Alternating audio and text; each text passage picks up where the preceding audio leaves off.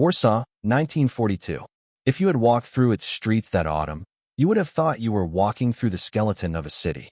The buildings stood like broken teeth against a gray sky. Smoke rose from distant fires, curling lazily upward as if the city itself was exhaling its last breath. The sound of boots, always boots, echoed off the cobblestones. German patrols marched in perfect formation, their faces hard, their eyes scanning for any sign of defiance. This was a city crushed under the weight of occupation. Where laughter once filled the cafes and children played in the parks, now there was only silence punctuated by fear.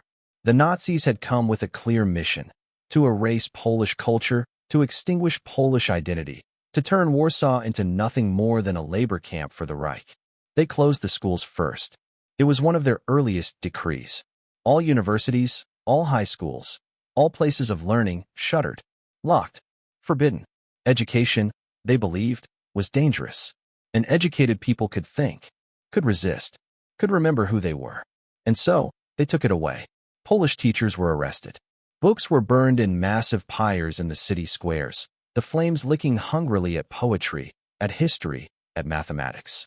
The occupiers wanted to create a generation of workers, not thinkers. A generation that would forget they had ever been anything more than servants.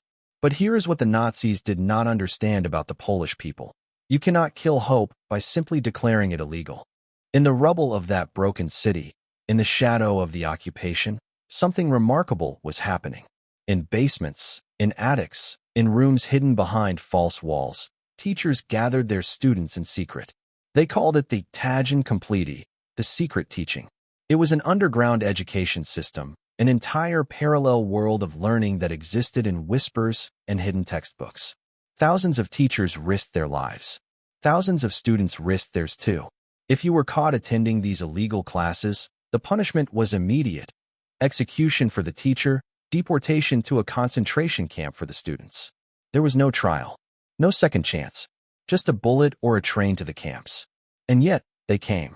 They came because they understood that a people without education is a people without a future. They came because learning was not just about passing exams. It was an act of resistance, a declaration that they were still human, still Polish, still alive in every way that mattered.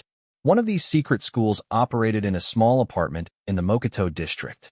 It was unassuming, easy to miss. Just another gray building among hundreds of gray buildings.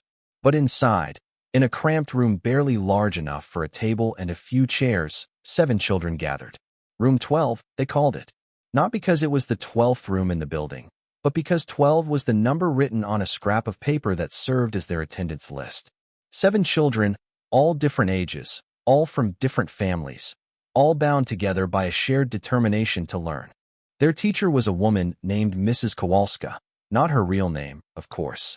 In those days, everyone had at least 2 names, the one on their false papers and the one they whispered only to those they trusted.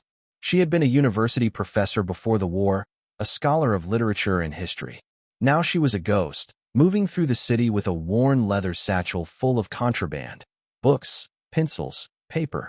Every lesson was a risk. Every page turned was an act of defiance. The children would arrive separately, at different times, slipping through back alleys and side doors. They never entered the building the same way twice. They learned to move like shadows, to recognize the sound of German voices from 3 blocks away, to memorize the patrol schedules. Inside room 12, the world was different. For a few hours each day, the war seemed to fade. There was mathematics and grammar, history and poetry. Mrs. Kowalska taught them about Copernicus, about Marie Curie, about the Polish kings and queens who had once ruled a proud nation. She taught them that knowledge was a kind of freedom that no occupier could take away. But freedom, even the freedom of the mind, came with a price. And in the autumn of 1942, that price was about to come due. Because someone had been watching. Someone had been listening. And the Gestapo were very, very good at their job. Her real name was Zofia Nowak, though by 1942, names had become as fluid as water in occupied Warsaw. On her forged identification papers, she was Helena Wisniewska, a seamstress. To the neighbors who knew better than to ask questions, she was simply the quiet woman in apartment 4. But to 7 children who climbed the narrow stairs to room 12, she was still Miss Sophia. and that name carried more weight than any false document ever could. Before the war, Zofia had been a teacher at one of Warsaw's finest schools. She had taught literature and history to rooms full of eager students, their faces bright with possibility. She remembered standing before a classroom of 30 children, sunlight streaming through tall windows, the smell of chalk dust and old books filling the air. She remembered reading them poetry, Mikovic, Slowacki, and watching their eyes light up with understanding.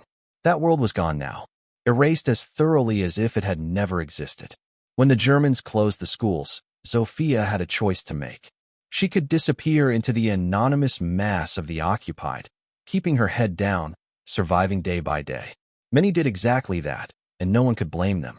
Survival itself was an act of courage in those days. But Zofia couldn't do it. She couldn't watch an entire generation grow up in darkness, their minds left fallow and empty. She had been a teacher for 15 years. It wasn't just what she did, it was who she was.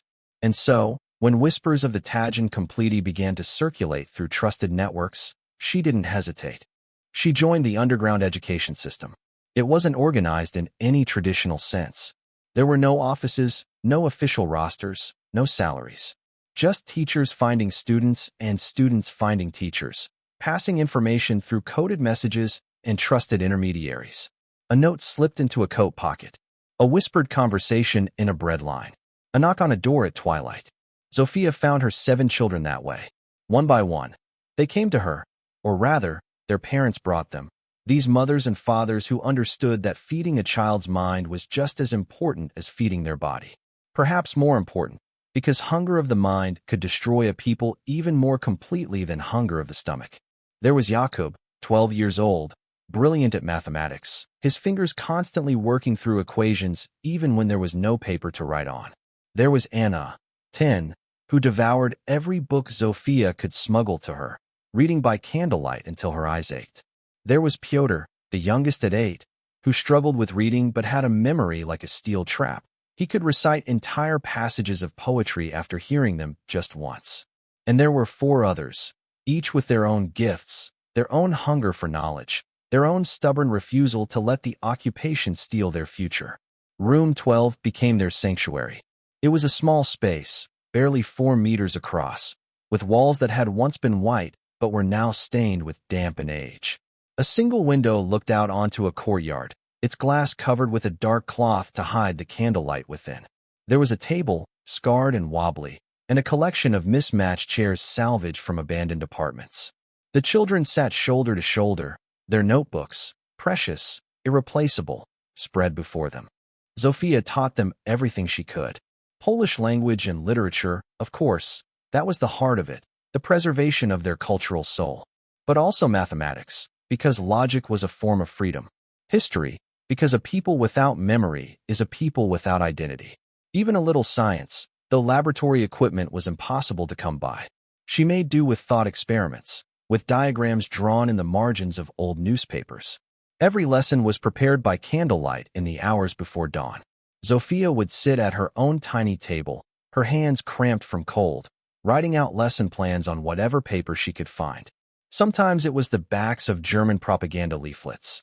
There was a certain satisfaction in using Nazi lies as the foundation for Polish truth. Sometimes it was pages torn carefully from books, leaving the rest intact for another day. She hid her materials with obsessive care.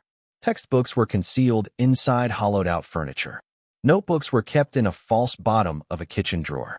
If the Gestapo came, she would have perhaps 30 seconds to destroy evidence. She'd practiced it in her mind 100 times. Grab the documents, throw them in the stove, make sure the fire caught. 30 seconds between life and death. The teaching itself was done in whispers. Even though the apartment was carefully chosen, far enough from the stairwell, with neighbors who could be trusted, Zofia never raised her voice above a murmur. The children learned to do the same. They entered silently, greeted each other with nods rather than words, and kept their pencils from scratching too loudly on paper. It was an education conducted in the grammar of fear, yet somehow, in that small room, fear transformed into something else. Into defiance. Into hope. Into the radical belief that the human spirit could not be conquered by boots and guns and barbed wire. Zofia watched her students' faces as they learned, and she saw something the Nazis would never understand. She saw freedom. Not the freedom to walk the streets without fear, that was long gone, but the freedom of the mind, the freedom to think and question and imagine. That freedom, she knew, was eternal. It could not be occupied. And so every day, despite the danger, despite the exhaustion, despite the gnawing fear that tomorrow might be the day they were discovered, Zofia Nowak climbed the stairs to room 12, sat down with her 7 children, and taught. Because some acts of resistance don't require weapons. Sometimes, all you need is a book, a candle, and the unshakable belief that knowledge is the one thing no army can ever truly destroy. They came to her through the cracks in the broken city, through whispers passed in darkened doorways, through the desperate hope of parents who understood that their children's minds were worth risking everything to save. The first was Jakub.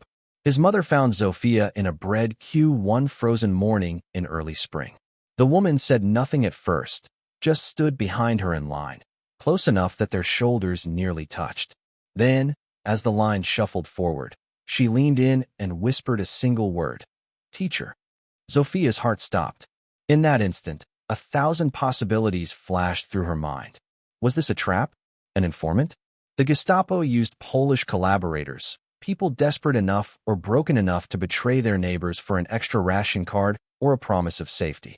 But when Zofia turned and looked into the woman's eyes, she saw only a mother's fierce, aching love. "My son," the woman whispered. "He's 12. He forgets nothing. Before the war, his teachers said he could be an engineer, a scientist.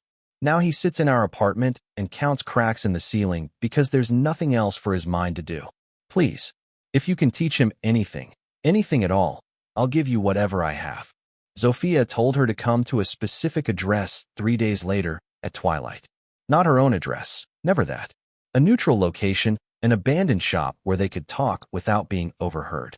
And there, in the gathering darkness, Jakub's mother brought her son. He was tall for his age, all sharp angles and nervous energy, his eyes darting around the empty room as if cataloging every detail. Zofia asked him a simple mathematics problem, something about the ratio of apples to oranges, absurdly normal for such abnormal times. He solved it in seconds, then looked at her and said, "But miss, what if the apples are different sizes?" She knew then that she would teach him, that she had to. The second child was Anna. She came through a network of trusted contacts, a former colleague who knew someone whose cousin was hiding a little girl with false papers. Anna's real parents had been taken months earlier. No one knew where. She lived now with an elderly aunt who could barely feed herself, let alone provide an education. When Zofia met Anna for the first time, the girl was clutching a book so worn that its cover had fallen off entirely. It was a collection of fairy tales, the pages yellowed and fragile. "I've read it 17 times, Anna said quietly. "I don't have anything else." Zofia felt something crack inside her chest. She reached into her bag and pulled out another book, a slim volume of Polish poetry she'd been saving for herself. 18 will have to wait, she said, handing the girl the new book. "You have homework now." Anna's eyes filled with tears. She didn't say thank you. She didn't need to. One by one they came. Pyotr, the youngest, brought by his grandmother who had sewn documents into the lining of her coat. Hannah, smuggled from the countryside when her village became too dangerous. Stefan, whose father had been a professor and who carried that legacy like a weight on his small shoulders. Tomasz and Kristina, siblings who refused to be separated, who arrived together and sat together and whispered encouragement to each other when the lessons grew difficult. 7 children. 7 different stories of survival and loss. 7 sets of parents or grandparents or aunts who made the terrifying decision to send their children into the underground, to trust a teacher they barely knew with their most precious treasures. Getting them to room 12 was its own kind of choreography. They never arrived together. That would have been too obvious, too dangerous. Instead, they came at staggered intervals, slipping through the city like ghosts. Jakub knew to approach from the east, through a gap in a bombed-out building that led to a courtyard behind the apartment. Anna came from the west, cutting through an alley where the German patrols rarely ventured because the cobblestones were too uneven for their motorcycles. The others had their own routes, their own patterns, memorized down to the number of steps and the placement of each turn. They learned to recognize danger from a block away. The sound of heavy boots, German, not Polish. The idling engine of a military vehicle. The particular silence that fell over a street when the Gestapo were searching nearby, a silence made of held breath and frozen fear. If they sensed danger, they scattered. They'd been taught to never lead trouble back to room 12. Better to miss a lesson, Zofia had told them, than to risk everyone. Better to turn away and try again another day. The children became experts at invisibility. They wore drab, forgettable clothing. They kept their eyes down. They never ran. Running attracted attention. But they learned to walk with purpose, as if they had every right to be wherever they were. As if they were just another child on an errand for their mother, fetching water or queuing for rations. And in their pockets or hidden in their sleeves, they carried their most dangerous contraband. Pencils, scraps of paper, sometimes a small book. These were the tools of their resistance, more subversive than any weapon because they represented the one thing the occupation could not tolerate: the refusal to forget, the determination to remain educated, to remain Polish, to remain human. Inside room 12, once the last child had arrived and Zofia had checked the street one final time, they could finally breathe. The heavy cloth would be pulled across the window. The single candle would be lit, its flame casting long shadows on the walls. And the children would take their places at the scarred wooden table, shoulder to shoulder, their faces solemn with the weight of what they were doing. Sometimes, before the lesson began, Zofia would look at them. These 7 brave souls, none older than 13, all of them carrying losses no child should have to bear, and she would feel a surge of pride so fierce it was almost painful. They were not just students. They were not just children surviving a war. They were the keepers of the flame, the guardians of a future that the Nazis insisted did not exist. They were proof that you could occupy a city, you could burn its books, you could close its schools, but you could not kill the hunger to learn. Every day they gathered in that small room, they were making a choice to believe that tomorrow would come, that Poland would endure. That knowledge mattered more than fear. And every day they made that choice, they won a small victory that no army could ever take away from them. The Gestapo had their guns and their laws and their endless lists of prohibitions. But in room 12, 7 children had something more powerful.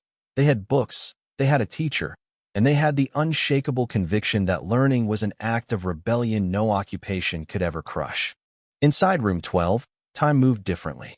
Outside, the city was measured in patrols and curfews, in ration cards and the thunder of distant artillery. But within those 4 walls, time was measured in lessons and whispered discoveries, in the slow turning of pages and the scratch of pencil on precious paper. Every session began the same way. Zofia would wait until all 7 children had arrived, until she'd heard the soft triple knock that meant the last one was safely inside. Then she would bolt the door, not with a loud clang that might draw attention, but with a careful, practiced silence. She'd pull the heavy cloth across the window, blocking out what little daylight filtered into the courtyard. And finally, she would light the single candle.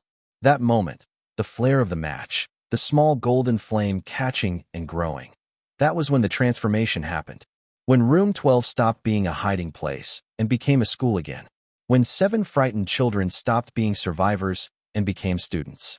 "Good morning," Zofia would whisper, and 7 voices would whisper back in unison. "Good morning, Miss Zofia." It was such a small thing, that greeting. Such an ordinary ritual from the before times. But in its ordinariness lay its power. It was a declaration that normal things still existed, that civilization hadn't been entirely crushed under the boots of the occupation. The lessons themselves were a patchwork of whatever Zofia could salvage or remember. She had managed to hide a few precious textbooks, a mathematics primer, a volume of Polish literature, a battered atlas with half its pages missing. But mostly, she taught from memory, reconstructing entire lessons from her years in the classroom before the war. Mathematics came first, always. Zofia believed in starting with something concrete, something that had clear answers in a world where nothing else did.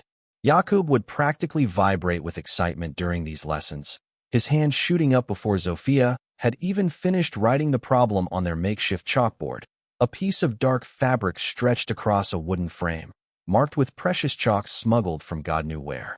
If a train travels at 60 kilometers per hour, Zofia would whisper, and another train leaves from the opposite direction at 80 kilometers per hour, when will they meet? In the old world, this had been just an exercise. In the new world, it carried unintended weight.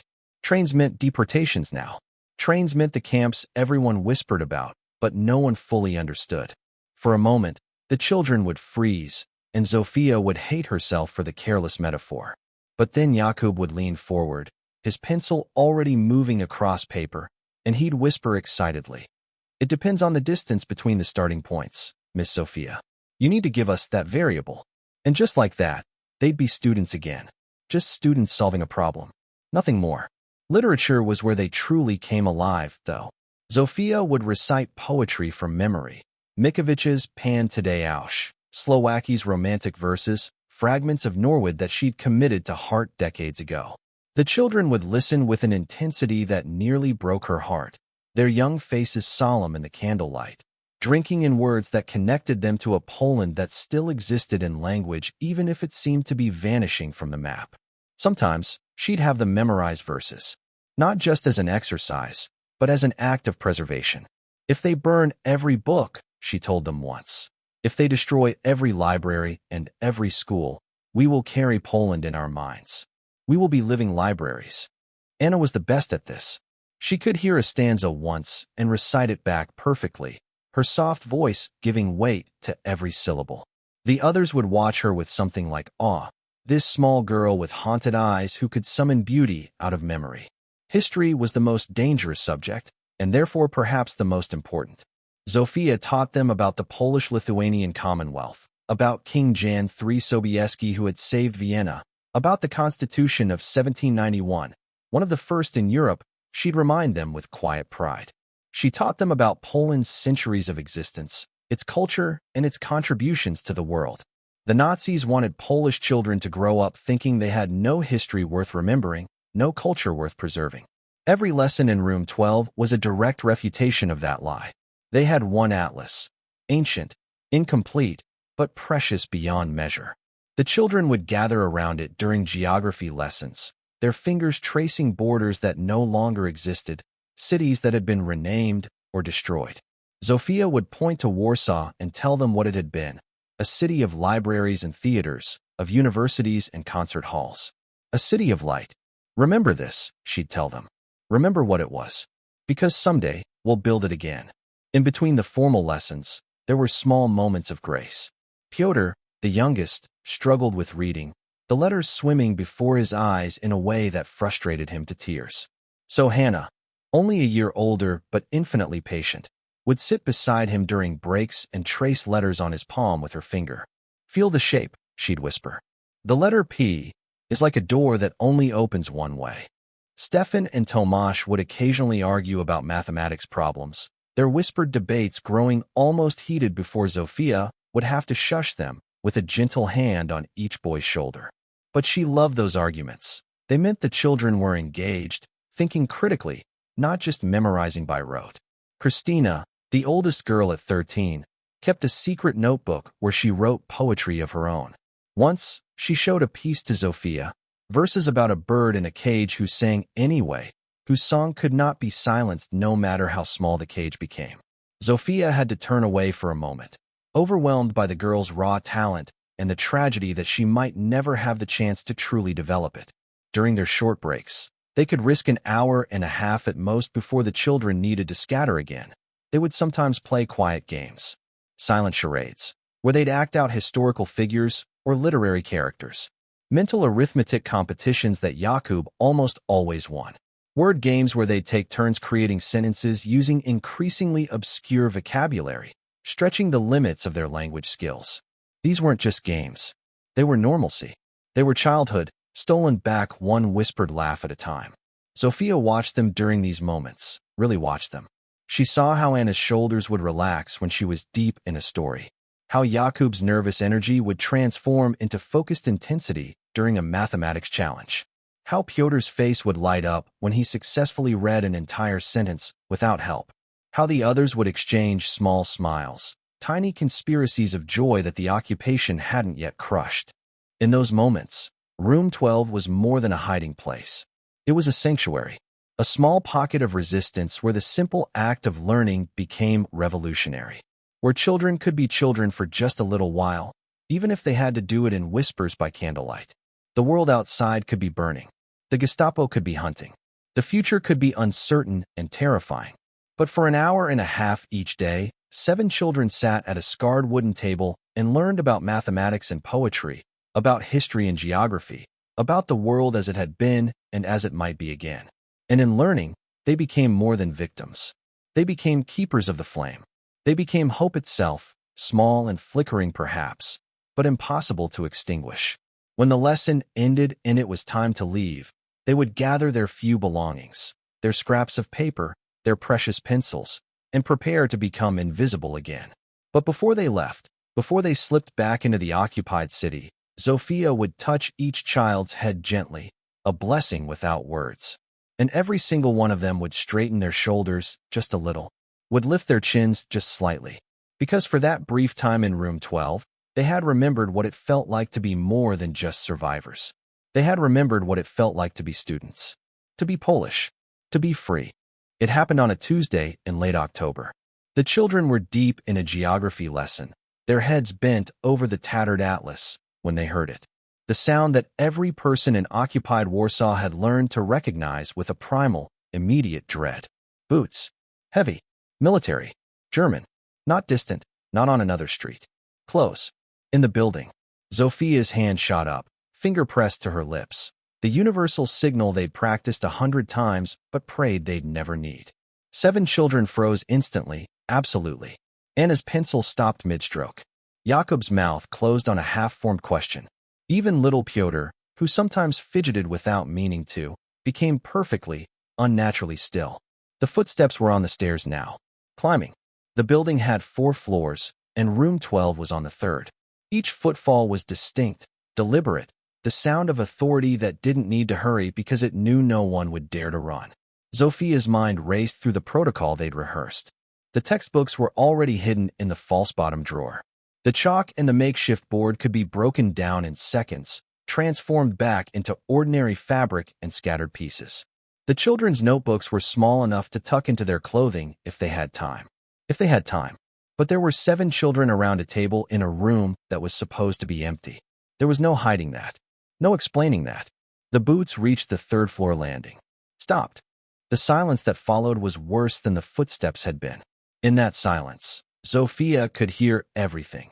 The hammering of her own heart, the shallow breathing of 7 children trying desperately not to breathe at all, the distant sound of a cart rattling over cobblestones somewhere outside, impossibly far away and normal and unreachable. She could see the fear in their eyes. Not panic. She'd trained them better than that. But the clear, cold understanding that this might be the moment. This might be when their fragile world of whispered lessons and candlelight ended in gunfire or worse. Christina's hand found her brother Tomasz's under the table. Their fingers intertwined, knuckles white. Hannah closed her eyes and her lips moved silently. Perhaps a prayer, perhaps just the recitation of a poem, something to hold on to in case there was nothing else left to hold. The door handle rattled. Not their door. The apartment next to theirs. Number 11. Zofia heard voices then, muffled through the wall. German, sharp and demanding. Then Polish, an older man's voice, trembling, apologetic. Papers, yes, of course. Right here, sir, everything is in order. The interrogation lasted an eternity. In reality, it was probably less than 5 minutes. But time had stopped meaning anything in room 12. Every second stretched like taffy, thick and suffocating. The children remained frozen, living statues arranged around the table. Zofia couldn't even signal to them to move, to breathe, to do anything. Any motion at all might cause a floorboard to creak, might draw attention to the room that was supposed to be unoccupied. She thought about the man next door, Mr. Kowalczyk, a retired clerk who lived alone and kept to himself. She'd exchanged perhaps a dozen words with him in all the months she'd been using this apartment. But in this moment, his ability to satisfy the German soldiers was the only thing standing between her children and discovery. She heard papers rustling, the harsh bark of German questions, Mr. Kowalczyk's increasingly desperate assurances that everything was legitimate, that he had permission to be there, that he was registered, that he had nothing to hide. And then, footsteps again. Heavy boots moving away from number 11. Moving toward. No, they were heading back to the stairs. Back down. But they didn't descend. They stopped.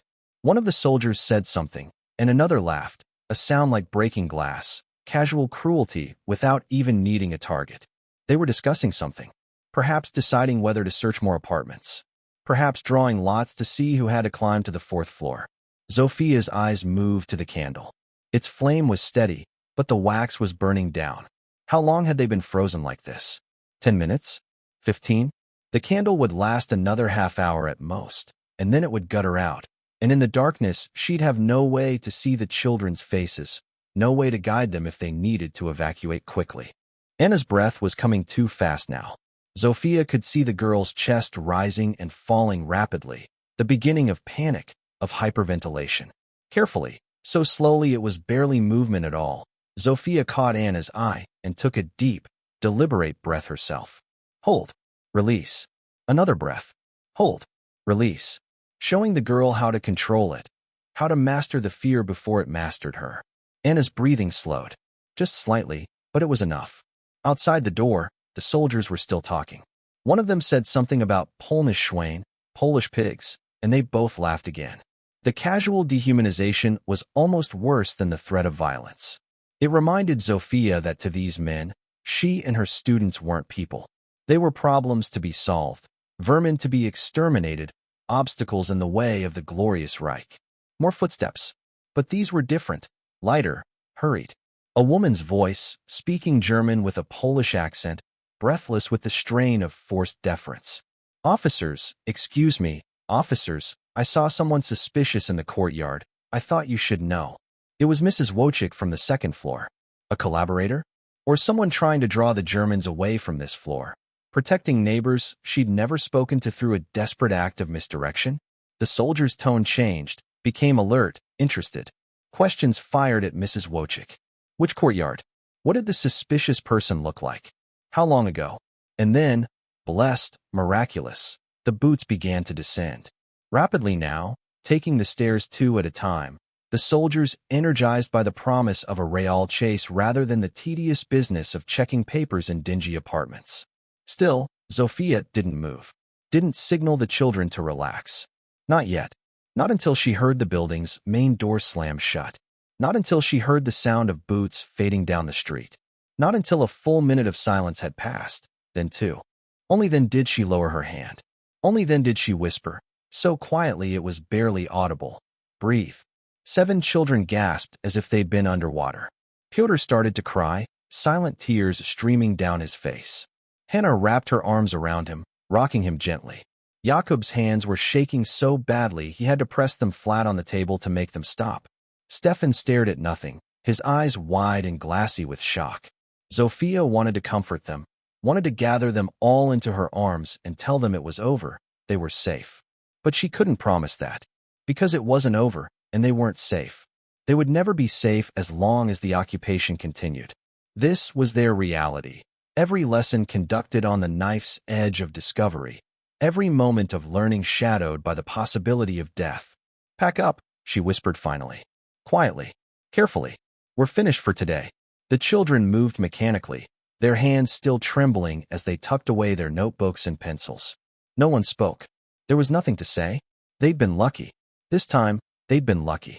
And everyone in that room understood that luck was a finite resource in occupied Warsaw. As the children prepared to leave, Zofia checked the street from behind the curtain. The soldiers were gone, vanished into the gray afternoon to chase Mrs. Wojcik's phantom suspicious person. Or perhaps to harass someone else, somewhere else. It didn't matter. For now, this moment, the path was clear. They left as they always did, one at a time, at careful intervals, disappearing into the wounded city like drops of water into the sea. But today, there was no lightness in their steps, no sense of victory at having learned something new. Today, they left carrying the weight of how close they'd come, how fragile their small resistance truly was. Zofia was the last to leave, as always. She extinguished the candle, hid the materials, and stood for a moment in the darkness of room 12. Her hands were shaking now, delayed shock finally catching up with her now that the children were gone, and she could allow herself to feel it. They'd survive today, but there would be another Tuesday, another patrol, another moment of holding their breath and praying that 7 heartbeats couldn't be heard through walls. This was the price of resistance, not paid in grand gestures or heroic battles, but in moments like these, moments of pure, distilled terror where the only weapon was silence and the only shield was luck. And still, she knew she would come back tomorrow. The children would come back tomorrow. Because what other choice was there? To surrender to ignorance?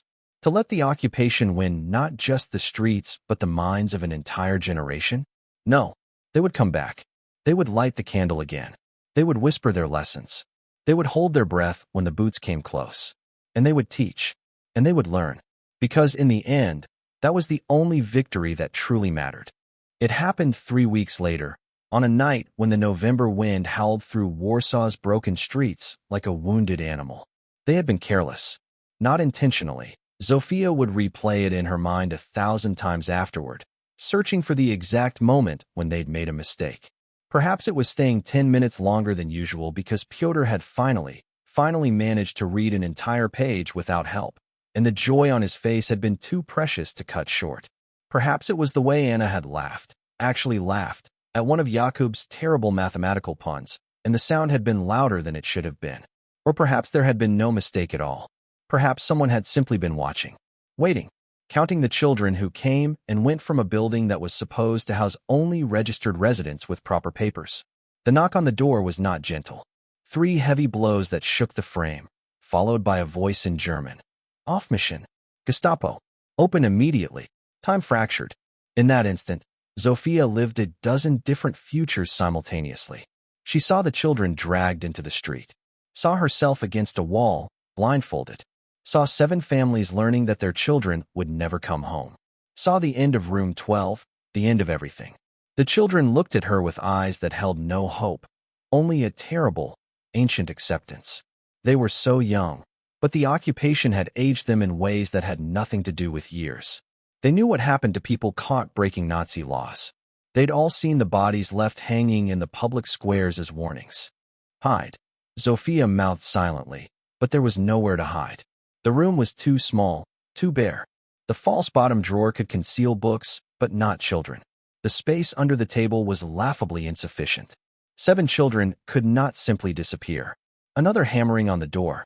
Open now, or we break it down. Zofia's mind became very clear, very calm. It was strange. She'd expected panic, but instead there was only a kind of crystalline focus. A decision tree with exactly 2 branches, and both led to terrible places. But one branch might save the children, and that was the only calculation that mattered. She moved to the door, her hand on the bolt. But before she opened it, she turned back to the children one last time. They were pressed against the far wall, Christina's arms around Pyotr, Jakub standing in front of Anna, as if his 12-year-old body could somehow shield her. Siblings, not by blood, but by something deeper, forged in whispered lessons and shared terror and the fierce determination to remain human in an inhuman world. When I open this door, Zofia whispered, each word precise and urgent, you run. The window, into the courtyard, through the gap in the wall we talked about. Don't stop. Don't look back. Get to your families. Scatter. We can't leave you. Jakub started, but Zofia cut him off with a look that was pure steel. You will do as I say. This is the last lesson. Run. The door shuddered under another blow. Wood splintered. They were seconds away from breaking through. Zofia made her choice. She threw open the bolt and stepped into the hallway, pulling the door shut behind her with such force that it slammed, buying precious seconds. In the hallway stood 2 Gestapo officers and a Polish auxiliary policeman, a collaborator, his face twisted with the shame of what he'd become. You took your time, one of the Germans said in clipped, precise Polish. He was young, maybe 30, with the kind of face that might have been handsome if it weren't arranged in an expression of contempt. His partner was older, heavier, with cold eyes that had seen too much and felt nothing. I was sleeping, Zofia said, her voice steady despite the hurricane in her chest. I'm alone. What do you want? Alone? The young officer smiled. It was not a kind smile. We've had reports of children entering this building, of illegal gatherings. He paused, savoring the word, illegal education. Behind the door, Sophia heard the softest sound, the whisper of the window cloth being moved aside. The children were following her instructions. Good, good. I don't know what you're talking about, Sophia said, taking a step forward, away from the door, drawing the officer's attention to herself. I live alone. I mind my own business. The older officer pushed past her and reached for the door handle. No. Sophia grabbed his arm. An insane thing to do, touching a German officer, but she needed seconds, just a few more seconds. You can't. My papers. They're inside. Let me get them for you. The officer backhanded her casually, the way someone might swat a fly. Sophia felt her lips split, tasted blood, felt herself stumbling backward. But she'd bought time. 3 seconds. Maybe 4. The door swung open. The room was in disarray. The table was still there, the chairs scattered. Papers on the floor. They hadn't had time to hide everything. But the window was open, the cloth fluttering in the November wind. And the children were gone. The older officer crossed to the window in 3 strides, leaned out, scanning the darkened courtyard below. Sophia held her breath, praying to gods she wasn't sure she believed in anymore. Please let them be fast. Please let them be silent. Please let them disappear into the darkness like smoke. I see nothing, the officer said finally, turning back. His eyes fell on the papers scattered on the floor. He bent, picked one up. It was Anna's notebook, dropped in the panic. Her handwriting, careful and precise, copying out a Mikovich poem. The temperature in the room dropped. Education materials, the young officer said softly. Illegal teaching. Polish cultural propaganda. He looked at Sophia with something almost like respect. You're braver than you look, teacher. Sophia said nothing. There was nothing to say. The evidence was there, scattered on the floor like accusations. Notebooks, pencils, the tattered atlas still open on the table. Where are the children? The older officer demanded. What children? Sophia's voice was steady, defiant even. If she was going to die, and she knew she would die protecting them. I teach myself. I study alone. It's not illegal to own books in your own home. The young officer laughed. We'll see what you say at headquarters. Bring her. The collaborator stepped forward, his face carefully blank. As he moved to grab Sophia's arm, their eyes met for just a fraction of a second. And in that moment, Sophia saw something flicker in his expression. Regret? Shame? Or was it something else, a warning? He gripped her arm, but not roughly. As he led her toward the door, he leaned close and whispered in Polish, so quietly the German officers couldn't hear. They made it out. I saw them. All 7. They're safe. Sophia didn't react, didn't let herself feel the overwhelming relief that threatened to buckle her knees. But inside, in the deepest part of herself, something sang with fierce, wild joy. They'd made it. Her students had escaped. Whatever happened to her now, torture, execution, transportation to the camps, it didn't matter. The children were safe. Room 12 had been discovered, but its students survived. As they marched her down the stairs, past frightened faces peering from doorways, Sophia thought about those 7 children somewhere out there in the darkness, running through alleys they'd memorized, using every lesson she'd taught them about survival. They would scatter to their families. They would hide. They would endure. And someday, when this nightmare ended, because it would end, it had to end, they would remember. They would remember Room 12 and the lessons whispered by candlelight. They would remember that once, in the darkest time, a teacher had stood between them and the Gestapo and had bought them the seconds they needed to run. They would remember, and they would teach their own children. And those children would teach their children. The chain would continue, unbroken, a lineage of resistance that no occupation could ever truly crush. The Gestapo could take her. They could close Room 12. They could burn every book in Warsaw. But they couldn't kill what had been planted in the minds of 7 children who'd learned to read and write and think in defiance of every law the Reich had imposed.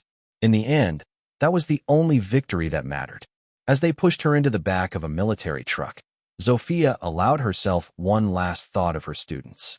She imagined them safe, hidden, already planning how they would continue learning even without her. Because that was what she'd really taught them. Not just mathematics and poetry and history, but the lesson that learning itself was an act of resistance. That knowledge was freedom. that no one could ever truly enslave a mind that refused to stop thinking. The truck's engine roared to life. Through the canvas covering, Zofia caught one last glimpse of the building that had housed room 12. The window on the third floor was still open, the curtains still fluttering. Like a flag, like a banner of defiance, like hope that refused to die, no matter how hard the boots tried to crush it. The truck lurched forward into the darkness, carrying Zofia toward an uncertain fate. But she was smiling through her split lip and the blood on her chin, because 7 children were running free into the night. And that meant she'd won. Warsaw, January 1945. The city the Red Army liberated barely deserved the name anymore. Where buildings had once stood, there were only mountains of rubble. Where streets had once run, there were now valleys of debris. The systematic destruction of Warsaw after the uprising had been so complete, so thorough, that survivors returning to the city couldn't find their own neighborhoods. The map of memory no longer matched the landscape of ruins. But the people came back anyway. Like streams finding their way to the sea, the survivors trickled in from the forests, from the camps, from whatever hiding places had kept them alive through the long nightmare. They came searching for family, for friends, for any familiar face in the wasteland. In a temporary refugee center set up in the outskirts, for young people found each other. Jakob saw Anna first. She was standing in a food line, so thin he almost didn't recognize her. But there was something in the way she held herself, the tilt of her head, that was unmistakable. He called her name, and when she turned and saw him, they both stood frozen for a moment, unable to quite believe that the other was real. Then they were running toward each other, laughing and crying at the same time, holding each other as if to prove through touch that this wasn't a dream, that they had both somehow survived. Hannah found them hours later, led by rumor. Someone had heard that 2 of the children from room 12 were alive, were looking for others. She limped slightly, a souvenir from a bombing that had nearly killed her in the final months of the war. When she saw Jakub and Anna, she simply collapsed into their arms, sobbing with a grief and relief so profound that no words could contain it. And the next day, Pyotr arrived. No longer the smallest, no longer the child who struggled with reading. He'd grown tall in the intervening years, aged beyond his years by things no one should have to see. But his eyes were still Pyotr's eyes. And when he smiled at them, tentatively, hopefully, they saw the boy they'd known in room 12. 4 out of 7. They waited for the others. They left messages in the refugee centers, spoke to every aid worker, checked every list of survivors that was posted and reposted throughout the ruined city. But Stefan never came. Neither did Tomasz. Neither did Christina. The silence where their names should have been was deafening. Eventually, through fragments of stories pieced together from other survivors, they learned the fates of their missing friends. Stefan had been caught in a random roundup 6 months after the raid on room 12, sent to a labor camp. He died of typhus 3 weeks before liberation. Tomasz and Christina, the inseparable siblings, had been killed during the Warsaw Uprising, caught in crossfire while carrying messages for the resistance. They'd been 16 and 14. The 4 survivors sat together in what remained of a city park, just a clearing among rubble now, and they wept for the ones who hadn't made it. For their friends, their fellow students, their brothers and sisters in that small room where they'd learned that education was resistance. And they wept for Miss Sophia. They'd searched for her too, desperately. But there was no record, no trace. The Gestapo headquarters had been destroyed in the uprising, its files scattered or burned. No one knew what had happened to the teacher who'd stood in that doorway and bought them the seconds they needed to escape. She saved us, Anna said quietly, her voice rough with unshed tears. She knew what would happen to her, and she did it anyway. Jakob nodded, unable to speak. We have to remember, Hannah said finally. All of them. We have to carry them forward. It's what she would have wanted.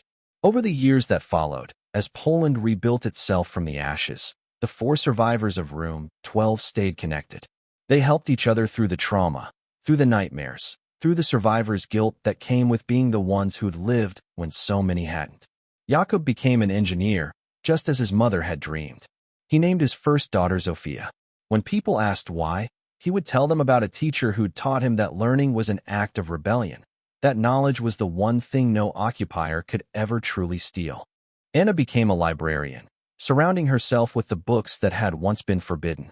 She specialized in preserving Polish literature, in making sure that the poems and stories they'd whispered in room 12 would be available to every child who wanted to read them.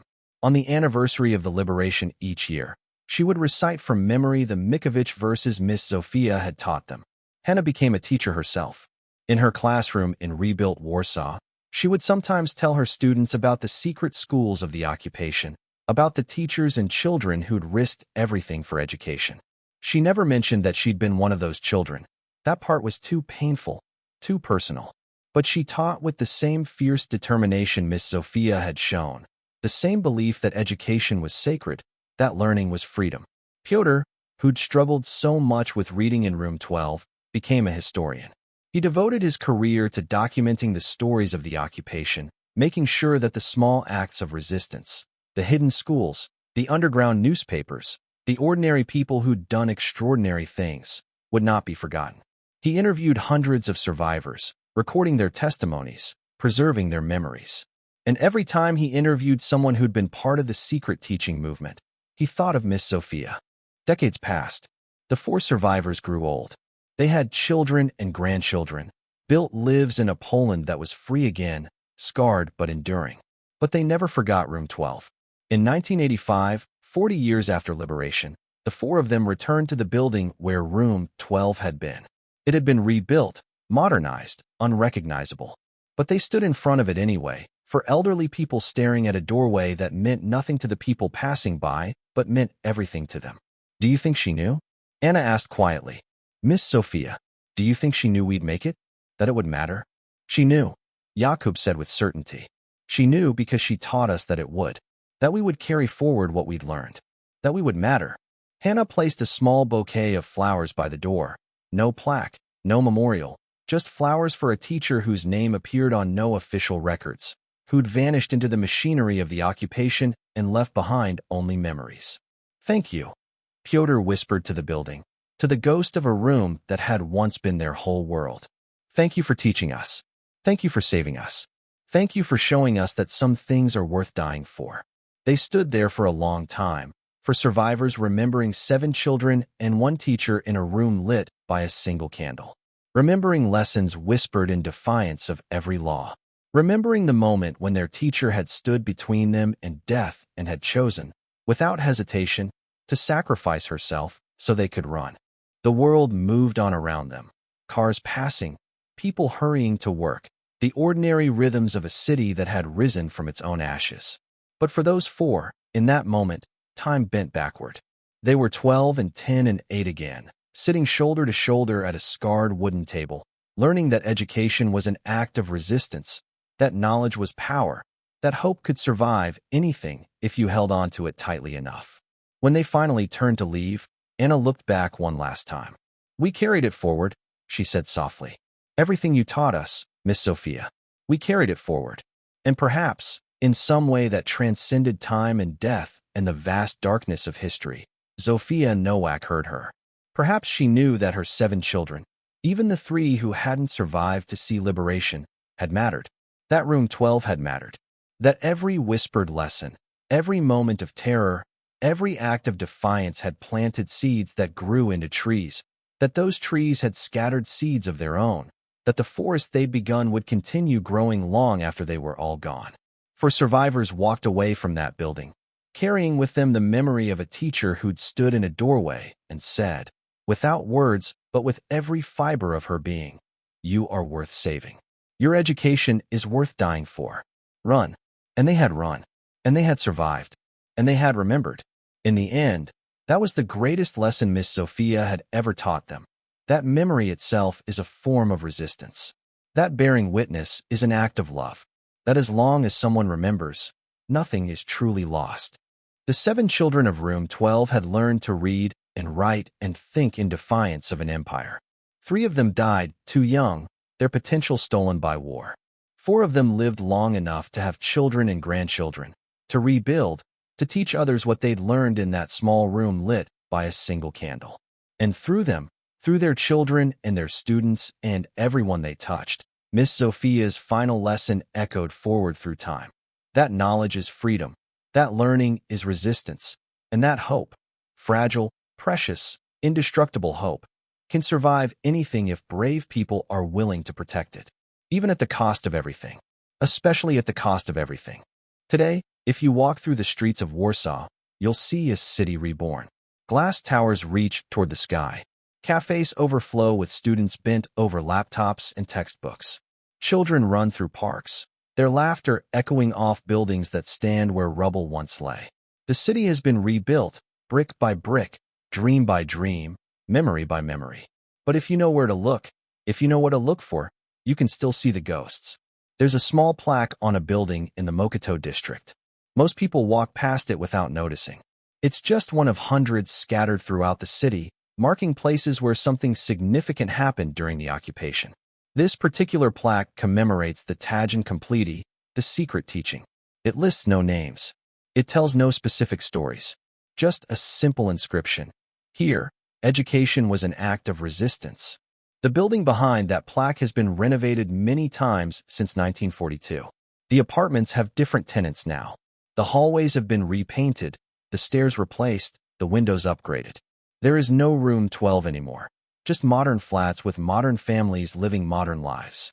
But the story remains. Because what happened in that small room wasn't unique. It was extraordinary, yes, but it wasn't singular.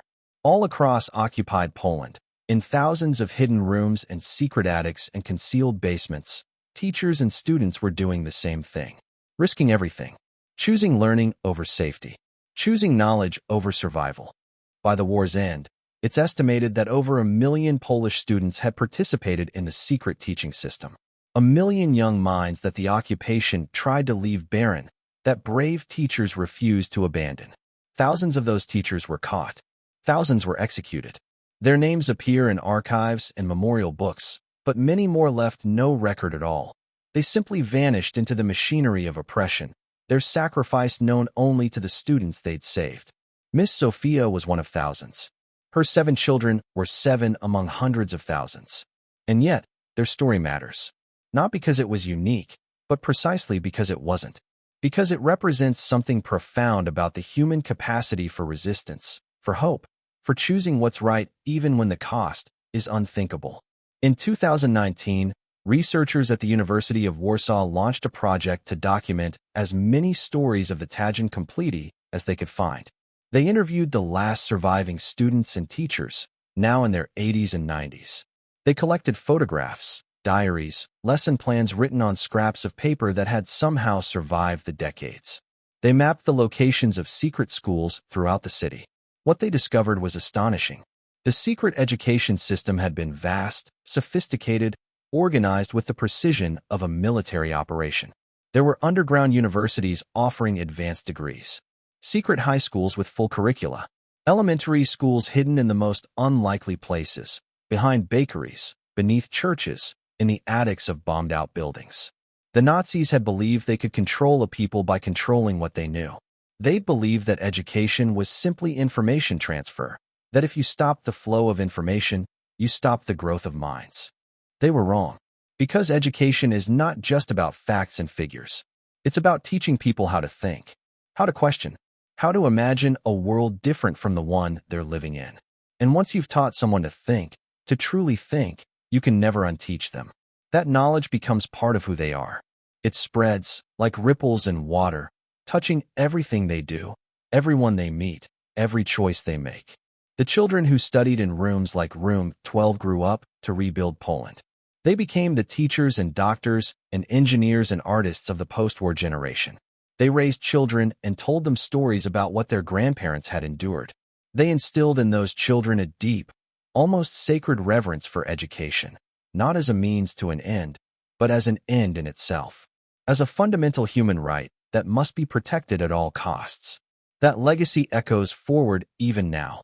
In modern Poland, there's a tradition called the first bell, the ceremonial ringing of a bell on the first day of school each year. In many schools, before that bell rings, teachers tell their students about the Tajin Completi. They tell them about children their age who risked their lives just to learn, who studied by candlelight in hidden rooms, who memorized lessons because writing them down was too dangerous, who understood, even at 8 or 10 or 12 years old, that education was worth dying for. It's a powerful lesson for young people growing up in a world of compulsory schooling and ubiquitous information. A world where education is sometimes taken for granted, where students might complain about homework or tests without fully appreciating the privilege of having access to learning at all. The story of Room 12, and the thousands of rooms like it, reminds us that education is not inevitable, that the right to learn, to think, to grow intellectually, is something that must be defended, sometimes with laws and policies, sometimes with advocacy and activism, and sometimes, in the darkest moments, with courage and sacrifice. But the legacy of Miss Sophia and her students extends beyond Poland, beyond World War II, beyond any single time or place. Because throughout history, in every society that has tried to suppress learning, there have been people who resisted, who taught in secret, who preserved knowledge against all odds. In Afghanistan today, there are girls learning to read in hidden schools, defying regimes that forbid female education. In North Korea, there are people secretly accessing forbidden information, risking their lives to learn about the world beyond their borders. In countless places across the globe, education remains an act of resistance, a declaration of human dignity in the face of oppression. The light that flickered in Room 12 in 1942 is still burning. It burns in every classroom where teachers nurture curiosity instead of crushing it, in every library that makes knowledge accessible to all, in every parent who reads to their child and opens up worlds of possibility, in every student who asks why and refuses to accept easy answers. That light is fragile. It must be tended, protected, defended, but it is also inextinguishable, because the human drive to learn, to grow, to understand, that drive is as fundamental as the drive to breathe. You can suppress it. You can punish it. You can build entire systems designed to extinguish it. But you cannot kill it. Not completely. Not ever. Miss Sophia understood this. She understood that by teaching 7 children, she was doing more than passing on information about mathematics and poetry and history. She was passing on something infinitely more valuable, the understanding that knowledge itself is an act of freedom. That learning is a form of resistance. That education is not just about preparing for the future. It is about claiming your humanity in the present. When she stood in that doorway and faced the Gestapo, when she bought her students those precious seconds to escape, she was making a statement that echoes across the decades. These children matter. Their minds matter. Their right to learn matters more than my life. And she was right. Because Jakob grew up to be an engineer who helped rebuild his country. Anna became a guardian of literature, preserving the cultural heritage that the occupation had tried to erase. Hannah became a teacher who passed on the lessons she'd learned in Room 12 to a new generation. Pyotr became a historian who made sure the stories of resistance would never be forgotten. 3 of their classmates didn't survive to see liberation. Stefan, Tomasz, and Christina died too young, their futures stolen by war. But even they mattered. Even they left ripples. Because the 4 who survived carried their memory forward, told their stories, made sure they were more than just names on a list of the dead. That's the final lesson of Room 12, that every person matters. Every mind is worth defending. Every student deserves a teacher willing to stand between them and darkness. And when we educate a child, anywhere, we're not just filling their head with facts. We're giving them the tools to imagine a better world. And imagination, as it turns out, is the most powerful weapon against tyranny ever invented. So yes, Miss Sophia taught 7 children in a hidden room in occupied Warsaw. But through them, she taught thousands, tens of thousands. Everyone they touched, everyone who heard their stories, everyone who learned from their example. And now, through this story, she teaches us. She teaches us that education is never just education. It's an act of hope, a declaration of faith in the future, a refusal to surrender to darkness. She teaches us that ordinary people can do extraordinary things when they choose courage over comfort, principle over safety. She teaches us that the light of knowledge, once lit, can never be fully extinguished, no matter how hard the winds of tyranny blow. In the ruins of Warsaw, 1 woman taught 7 children. And the world learned that even under tyranny, even in the darkest night, the human spirit refuses to stop teaching, refuses to stop learning, refuses to surrender its right to grow and think and hope. That lesson, that precious, powerful lesson, is Miss Sophia's true legacy. And it's a legacy that belongs to all of us now. To protect, to honor, to carry forward. One room, 7 children, one teacher, and a light that still burns, all these decades later, showing us the way through darkness toward a future where every child, everywhere, has the right to learn. Not because it's convenient, not because it's safe, but because it's human, because it's right.